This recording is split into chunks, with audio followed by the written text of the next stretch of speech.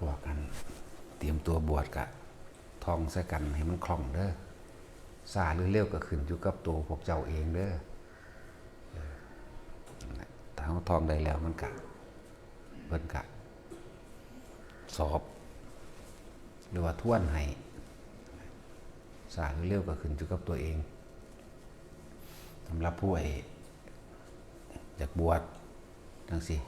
นี่บวชฟรีทั้งนั้นแหละบวชฟรีตายกับเผาฟรี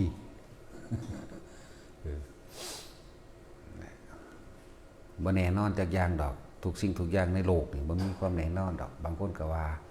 สิบวชจักอาทิตย์นึงก็บ่บวชก็มีหรือบางคนก็บวชจูงคนตายหรือบวชแจกข้าวบวชอิหยังมื้อนี้เล็กๆน่ะคิดว่าสิซื้อก็บ่แน่เด้พวกนี้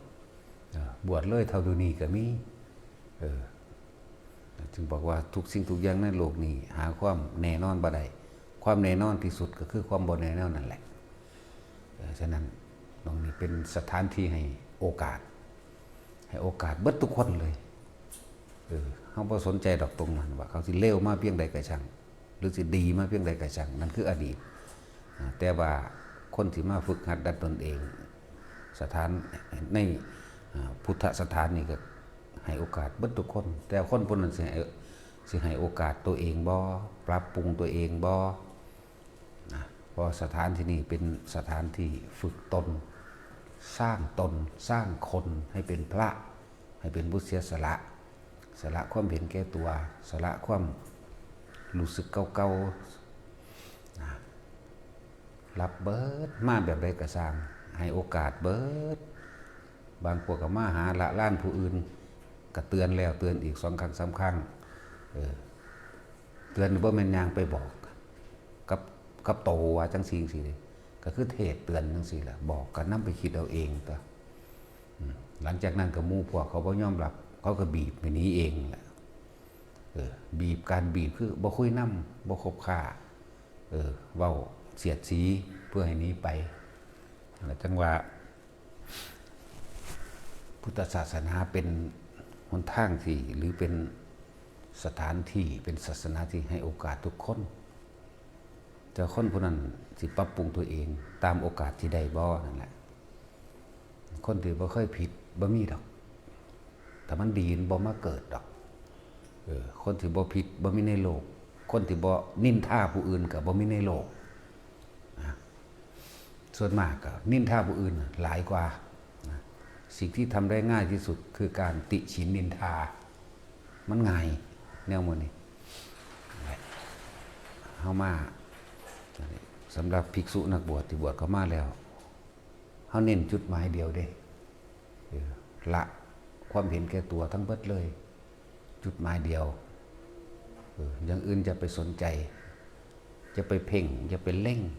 จะไปเสือความคิดเห็นของเจ้าของเองคนนั้นบ่ดีคนนี้บ่ดีผู้นั้นเฮ็ดแบบนั้นผู้นี้เฮ็ดแบบนี้ค่อยซับค่อยซอค่อยฟ้องล้วนแล้วแต่เอาความเห็นแก่ตัวล้วนแล้วแต่ยกตนหรือนักตนล้วนแล้วแต่เก็บกิเลสตัณหาใส่เจ้าของเบิดนี่ค่อยจับผิดผู้นั้นจับผิดผู้นี้นะจังว่าเฮาเน้นบ่ได้เน้นการงานอีหยังถ้ามันมีเป็นของหนักก็ชั่วข้าวนั่นแหละ2-3 มื้อนั่นย่างนั้นก็ดีบ่ได้เน้นการงานตัวเน้นงานทางธรรมเดินจงกรมนั่งสมาธิอ่านศึกษาพระไตรปิฎกอ่านพระวินัยพวกนี้นี่เน้นพวกนี้ต่างหากเพราะว่าการอยู่กับสิ่งเหล่านี้มันสิเป็นการท่วนกระแสใจของเจ้าของท่วนความเห็นของเจ้าของเองหรือทบทวนความผิดพลาดต่างๆที่เฮาเคยเฮ็ดมาเป็นมาเวลาเฮาอ่านพระไตรปิฎกอ่านธรรมบทอ่านอันนี้มันสิเทียบกับเจ้าของปั๊บเด้อันนี้กูก็บ่ทันเฮ็ดอันนี้กูเพิ่นโอ้ยกูสิมาเทียบเพิ่นบ่ได้แท้น้อนี่มันคำว่าเทียบนี่เทียบเพื่อที่เอาตัวเองให้มันลงจากความเห็นผิดนั่นแหละบ่มันเทียบยกตนนั่นแหละมันเป็นคติเพื่อสิเอามาละความเห็นแก่ตัวของตัวเอง เวลาศึกษาธรรมะมันก็เป็นการปฏิบัติในโตเวลาห้องท่องบนสัตยายท่องจำคำสอนพระพุทธเจ้าจังสิมันก็เป็นการอยู่กับธรรมอยู่กับเครื่องอยู่นั่นเองเครื่องอยู่คือทำให้จิตมันตั้งมั่นอยู่กับบทสวดคำสอนอันนั้นแหละเพราะว่าความคิดของเฮามันบ่ไปหาฆ่าสัตว์ลักทรัพย์ทั้งใดไปปิ่นป่อนไปขีดตัวโกหกหลอกลวงกินเหล้าเมายาหรือหารังเกียจหรือหารักผู้ใดนั่นแหละจังว่ามันเป็นเครื่องอยู่คันธาธุระศึกษาพระวินัยศึกษาพระธรรมวิปัสสนาธุระทำความรู้ทำความเห็นความคิดของเจ้าของเองน้อมเข้ามาหรือหาความผิดจับผิดตัวเองวิปัสสนาให้ตัวเองความจริงชีวิตเฮาผ่านมาเป็นแบบใดความจริงคือเลวมากจังซี่ความจริงคือบ่เคยทำประโยชน์แก่โลกบ่เคยสร้างประโยชน์แก่คนแก่สัตว์มีแต่เห็นแก่ตัวกับเห็นแก่ตัวเนี่ยเห็นความจริงแล้วความจริงคือเฮาเข้าไปยึดกับสิ่งใดนี่เข้าไปยึดกับสิ่งใดเฮ็ดอีหยังมาที่ผ่านมากูนี่เป็นคนเห็นแก่ตัวกูนี่เป็นคนที่บ่มีประโยชน์ต่อโลกเลยกูนี่เอาแต่ใจตัวเองเวลาคนเว้าคนว่าด่ากูก็บ่พอใจกูก็เป็นทุกข์นี่มันก็น้อมของมันก็เห็นทุกข์แล้วก็เห็นหนทางแห่งการดับทุกข์หรือสาเหตุในสิ่งที่ตัวเองยึดไว้นั่นแหละคือหนทางการดับทุกข์ที่เฮาฝึกหัดที่เฮาอ่านที่เฮาจดจำที่เฮาเพียรพิจารณาการกระทำคำบอกของตัวเองในที่ผ่านมานั่นแหละก็ค่อยเห็นเขามาเองดอกแล้วบ่แม่นการว่าไปเพ่งโทษจับผิดผู้อื่นดอก แต่อย่าเชื่อความคิดเจ้าของเด้ออย่าคิดไปเองอย่าเชื่อความคิดตัวเองถ้ามันหยุดความคิดได้แล้วมันก็บ่มีหยังให้เชื่อมันก็มีอีหยังให้น่าหลงไหลดอกเพราะว่าเฮาเชื่อความคิดตัวเองนั่นเองเฮาบ่เชื่อคำของพระพุทธเจ้าเพราะเฮาความคิดเห็นของเฮาเองเฮาไปเชื่อเฮาไปยึดเฮาก็เลยต้องเดินทางไกลทางที่เฮาผ่านมาน่ะหมายถึงอดีตชาติเป็นภพเป็นกรรมเป็นกันเป็นอสงไขยผ่านมาน่ะประมาณบ่ได้นั่นแหละอะไรที่ว่าไกลที่สุดพวกเขาอาจจะคิดว่าเป็นถนนหนทางอยู่หันอยู่นี่อดีตที่ผ่านมาแล้วนั่นแหละชื่อว่าไกลที่สุดอะไรชื่อว่ากว้างที่สุดพวกเขาคิดว่าท้องฟ้าบ่แม่นตัณหาคือความอยากของเขาเองกว้างที่สุดหาต้นไม่ได้หาปลายไม่มีแล้วเขาสิจบอยู่ตรงไหนนั่นแหละให้คนเขามาหาตัวเองนี่ตั้งหากชีวิตของเขามันสั่นๆนึงเด้ควรทำคือขึ้นความเห็นแก่ตัวให้แก่โลกไงไปหาอยู่หากินก็กินชีวิตผู้อื่นนั่นแหละกินปูกินปลากินเป็ดกินไก่หาหลักหาปนหากี่ก็มีหลายอย่างเด็ดนี่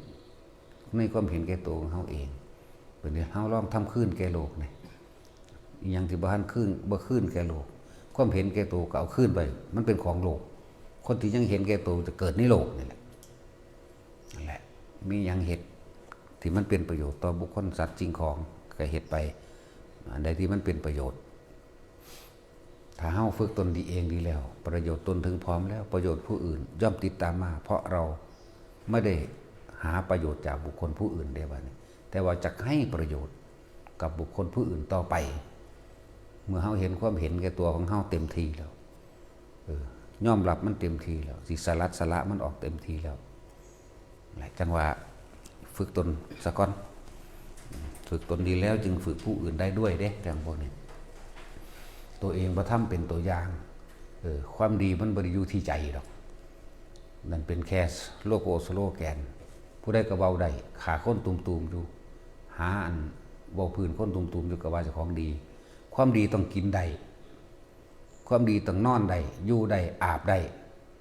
น้ำกินได้น้ำอาบได้นอนได้กุฏิวิหารศาลาความดีต้องสัมผัสได้ด้วยตา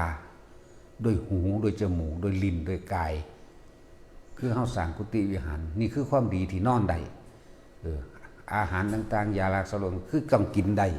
นี่จังแม่นความดีบ่แม่นใครอยู่ในใจมันเป็นแค่ความคิดผู้ใดสิไปเหลียวเห็นบ่มีผู้ใดมองเห็นดอกอยู่ในใจนั้นมันต้องพิสูจน์ได้กุฏิวิหารกินได้นอนได้กินได้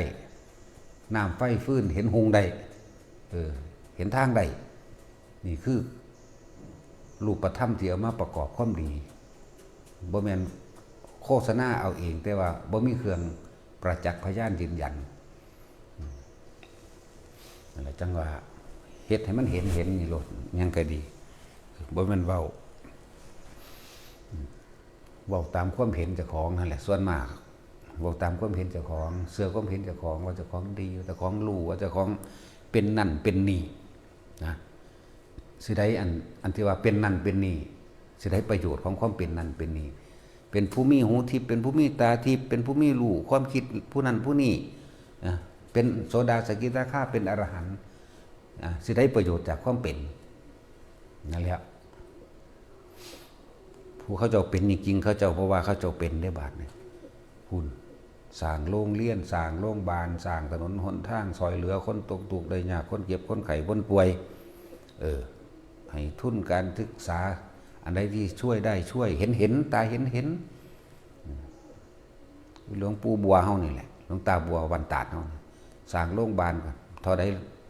หมื่นล้านแสนล้านนับบ่ได้เครื่องมือแพทย์เครื่องมือหมอนี่มันเป็นของเห็นสร้างวัดสร้างว่าเฮาก็เป็นผู้ไปนํอยู่แล้วเฮาก็เป็นของเห็นเครื่องใส่เครื่องซอยเครื่องยู่เครื่องกินนี่ความดีกินได้ตาเห็นได้จับรูปค้ำได้เอาผ้ามาห่มได้นี่อันพวกว่าเจ้าของเป็นนั่นเป็นนี่เห็นนั่นเห็นนี่สิใดอันที่มึงเห็นเอามาสร้างประโยชน์หยังไอ้ที่เป็นใดประโยชน์กับผู้อื่นมีอยู่บ่มีเด้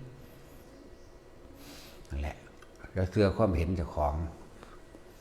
มันเป็นเหตุให้เกิดความเป็นบ้าของพวกนี้โดยเฉพาะพวกภิกษุนักบวชเด้บวชคุณวิเศษบ่มีในตนเป็นปาราชิกเด้อสิบอกให้ว่าเจ้าของเป็นนั่นเป็นนี่เห็นนั่นเห็นนี่ยาอยู่ใดบ่นานเด้อหาเว้าไปทั้งได้ก็เว้าตั้งแต่เรื่องอภินิหารเป็นนั่นเป็นนี่พระอินทร์พระพรหมพระญาณงพระญานาคหยุดบ่ให้เว้าต่อไปอีกคือบ่ให้อยู่ต่อนะจะหาเหตุนี่แหละคือการบอกนี่แหละคือการเตือนนั่นแหละอย่าให้ได้ยินรู้เกิน3 ครั้งนั่นแหละเป็นนั่นเห็นนั่นเห็นนี่ได้ประโยชน์หยังสิได้ผู้ใดได้กินเขาน้ำมันเนี่ยเจ้าของเป็นเฮาบ่ได้เป็นหยังก็มีผู้กินเขาน้ำเฮาหลายอยู่เด้ล่ะเฮาบ่ได้เห็นหยังคือมีคนมานอนกุฏินำมีผ้าห่มให้มีหมอนให้มีน้ำให้กินมีข้าวมีหยังซอยได้ซอยมีบักฮงมีบักม่วงมีบักลิ้นกี้ให้กินนี่ได้เฮาบ่เป็นหยังก็เลยนี่แหมเนี่ยจังซี่เด้เนี่ยมันจับต้องได้สัมผัสได้ไปทั้งใดก็บอกแต่เรื่องพระอินทร์พระพรหมสิได้จับมาให้เบิ่งดูแต่มันแน่มันบ่ได้แนวพวกของจะพิสูจน์มันเสือก็มีแต่ของเอื่นๆเป็นบ้าจากบ่อนมีส่วนหนึ่งความเป็นบ้าเด้อให้เลิกเศร้าภายวินัยค่ำพิจารณาอาหารปฏิสังขายโยกุฏิวิหารยังบ้านหูจักอยู่คำแสดงอาบัติจักว่าจังได้บ้านหูจักอยู่ทองเอาแนวมูนี่ตัวคำแสดงอาบัติคำพิจารณาอาหารบิณฑบาตพิจารณาผ่ามูนี่บ่จักเลยเว้าไปจะเป็นพระอินทร์พระพรหมยังไปหุ่นโอ้ยอยู่บ่ได้แต่เป็นแนวนี้นะบ่ให้อยู่ให้ทึกจะไปหาว่าอันแนวนั้นแนวนี้หลายบ่มีผู้ใดเห็นนำก็จับมาเบิ่งติล่ะนี่แนวมันเห็นอยู่นี่นี่เห็นยังล่ะนี่กุฏิวิหารศาลาเป็นเหตุเพิ่นบ่ได้เป็นหยังเลยนี่จังน้อยก็กินข้าวได้อิ่มได้นอนหลับได้นี่แม้นี่ได้เนี่ยมันสัมผัสจับต้องได้จังซั่นแหละเพราะ